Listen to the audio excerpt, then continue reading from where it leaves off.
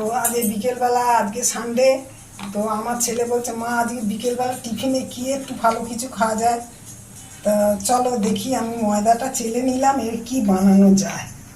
আমি বানাচ্ছি ময়দাটা নুন, ময়াম আর সাদা তেল আর একটু কালো জিরে দিয়ে আমি এটা মেখে নেব।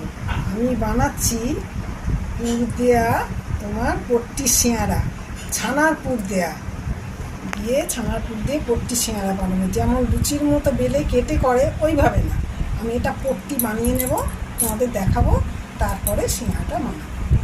তা করবো, এই যে আমার ঘরে বানানো ছানা আছে, তো এটা আমি একটু চিনিটাকে ক্যারামেল করে তারপরে ওইটা দেবো। বেশি চিনি দেবো না, অল্প একটু, যেহেতু মিষ্টি একটু মিষ্টি না দিলে এইটুকু ব্যাস। এটা ক্যারামেলটা হয়ে যাবে, তারপর আমি ছানাটা দেবো। ছানাটা দিয়ে একটু নেড়ে নেবো আর একটু এলাচ গুঁড়ো দেবো, ব্যাস, আর কিছু। চিনিটা ক্যারামেল হয়ে গেছে, আমি একটা, বেশি না, একটা এলাচ থেতো করে দিয়ে দিলাম। এবারে আমি তোমার ঘরে বানানো ছানাটা দিয়ে দিলাম, একটু নেড়ে নিলেই হবে, আর 2 মিনিট। এইভাবে লেচিটা বেলে এইভাবে তোমার 4 ধার সমান করে কেটে নিতে হবে। কেটে তোমাকে পট্টিটা বানাতে হবে।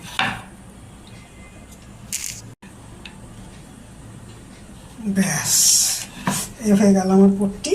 এবারে এই যে এইভাবে মুড়ে, এই দেখো ভেতরটা হয়ে গেল। এটার মধ্যে আমি ছানার পুরটা ভরে দেব। জল দিয়ে দিলাম এই সাইডে, এবারে মুড়ে নিলাম, দেখলে তো। এবারে এইভাবে দিয়ে আমি জাস্ট এইভাবে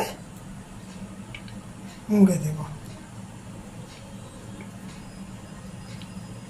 একটু জলহাট সাইডে দিতে লাগবে। এইভাবে আমি বেলে গড়ে নিয়ে আসছি। সাদা তেল গরম হয়ে গেছে, আমি পট্টি ক্ষীরের পট্টি ছানার সিঙাড়াটা আমি একা একা করে ছাড়ব। খুব অল্প গরম, কিন্তু বেশি গরমে দেওয়া চলবে না, তাতে কি হবে, ভাজা হবে না ঠিক মতো। ছানার পুর ভরা পট্টি সিঙাড়া, আস্তে আস্তে ভাজা হবে। এটা আরো তৈরি করে নিচ্ছে, এগুলো গড়ে গড়ে আরো ভাজা হবে। এই আমার হয়ে গেল ছানার পট্টি সিঙাড়া, ছানার পুর ভরা পট্টি, ছানার পুর ভরা পট্টি সিঙাড়া। তো যদি ভালো লাগে তো তোমরা আমার